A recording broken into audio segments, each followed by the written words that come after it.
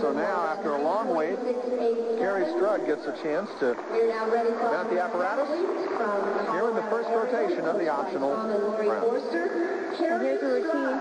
Kerri has a really nice form, and she recently implemented a new release move. Here it is. It's a piped Jaeger. Very nicely done. Her legs are nice and tight together. That is an E element, the most difficult skill you can do in gymnastics. There's pirouette move. And her second release move, a Tkachev. It's a requirement to have 2 release skills in your optional bar routine. And here comes her dismount, a full out, a twist on the second somersault. Oh, she pulled that out a little. It's kind of a fake, but we'll see what the judges think. Well, we'll see if that Olympic experience helps Kerri Strug from the judges' point of view. Hi, everybody. I'm John Neighbor. Welcome to this competition, along with me, Mara Driscoll. This event signals the conclusion of the selection process for the World Team Championship squad heading over to Japan later in the month. And Mara, why is it so important for the athletes to perform well here before the Games in Japan? Well, John, this meet represents one of the first crucial steps on the road to the Olympic Games. Though making the World Championship team does not guarantee you a spot on the Olympic team, history has proven that there is a direct correlation. Tonight, the U.S. team that's selected will hopefully go on to uphold their silver medal finish from last year's World Championships, ultimately setting the Americans up for an equal or maybe even a better place finish at the Olympic Games in Atlanta. Tell us a bit more about the headliners in tonight's meet. Well, as you saw, the U.S. has a new gymnastics darling, and at 13 years old, Dominique Moceanu happens to be the youngest U.S. champion ever. She captured the title recently while making her debut in the senior ranks of the sport. She has all the elements of a champion. She performs with funk and personality, and there's one more thing that's been helping her campaign just a little bit. You'll notice she bears a striking resemblance to Olympic champion Nadia Comaneci. We'll also get a chance to see 2-time world champion Shannon Miller, who had a disappointing second-place finish at the Nationals. She'll want to avenge her loss from that meet.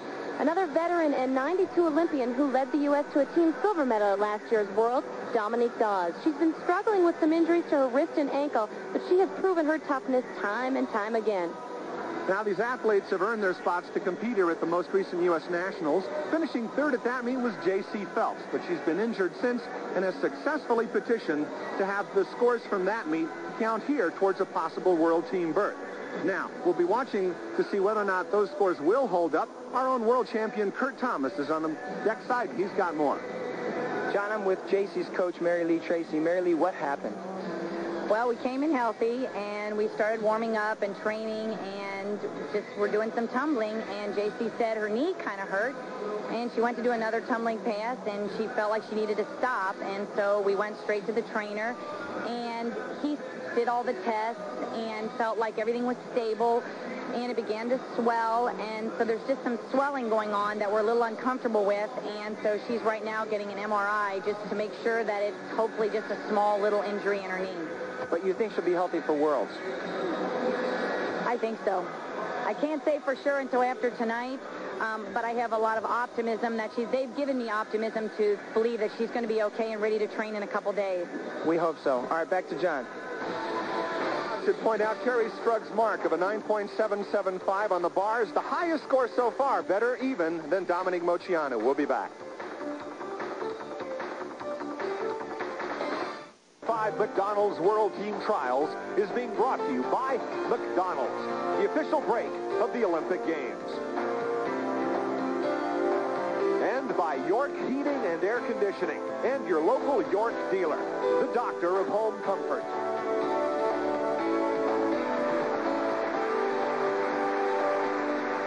Welcome back to more of the McDonald's World Team Trials on the University of Texas campus in Austin. Earlier in this first rotation, some great action, but let's first tell you a little bit about the fact that many of these athletes qualified to be here on the basis of their results at the Coca-Cola National Championships a few weeks ago.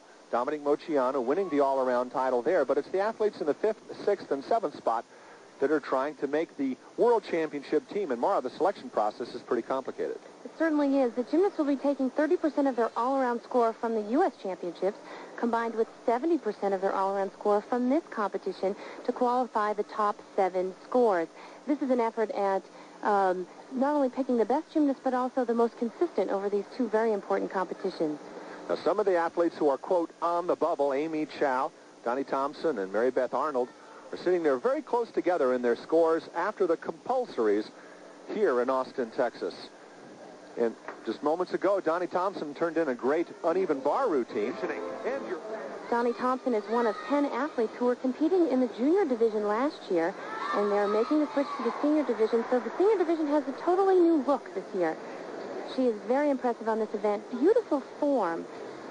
Excellent toe point. Her legs never come apart. There's her first release move, a Tkachev, beautifully done. Donnie had a lot of difficulty during the warm-up. She's having some problems with her back, some stiffness in her lower back. Her second release move, a Tkachev again, in the opposite direction. And watch for her dismount, a double layout to a very good landing, a little step, just a small deduction there. A very nice routine, especially since she really had a pained expression on her face during the warm-up. And you saw the 9.737 was the score for Donnie Thompson. As we return now to the action as it occurs, Amy Chow, also one of those on the bubble, is getting ready for her vault event. 17-year-old, a senior at Castilleja School with a 4.0 grade average. Amy was on last year's silver medal winning world championship team. Here's her first vault, a Yurchenko half layout front, very nicely done. She was having difficulty with that in warm-ups also, but she did a very nice job. Amy will be taking advantage of that same rule where she'll do 2 different vaults from 2 different vault families, thus earning a 10th of bonus on the highest vault. Round-off entry. Watch her push off the horse. We're looking for height and distance.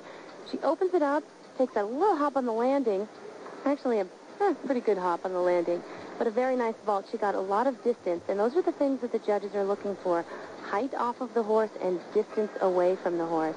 As Amy Chow makes her way to the front of the runway, I should point out that one of the athletes in her rotation, Katie Teft, during the warm-up, accidentally missed her grip on the vaulting horse, injured herself, and is now, although she does have feeling, she did feel something that was certainly wrong, and so they're taking her to the hospital for observation. Katie Teft will withdraw from the contest here after finishing 9th in the all-around at the U.S. Nationals earlier the year.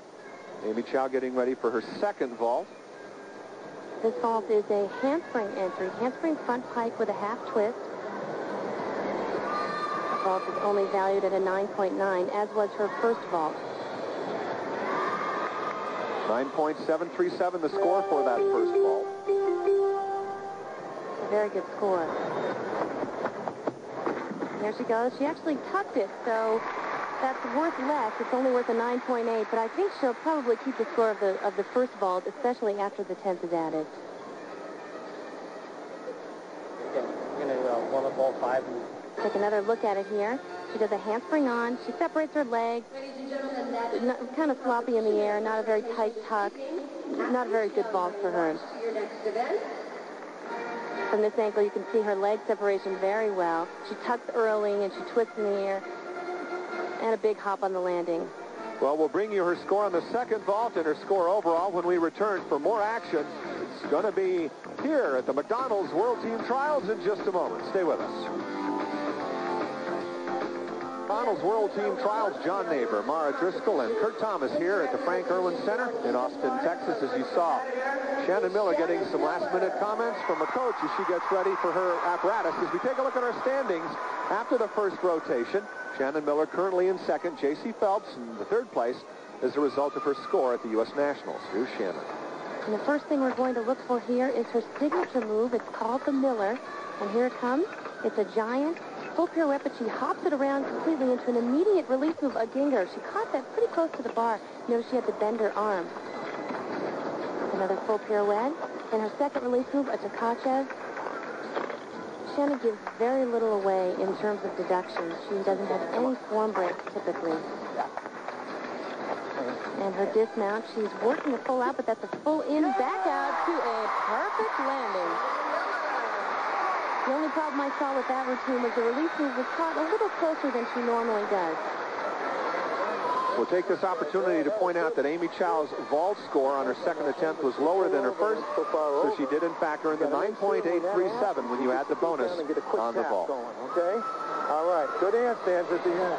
And as we go back to the vault now in the second rotation, Dominic Moceanu getting ready, the youngest senior national champion ever.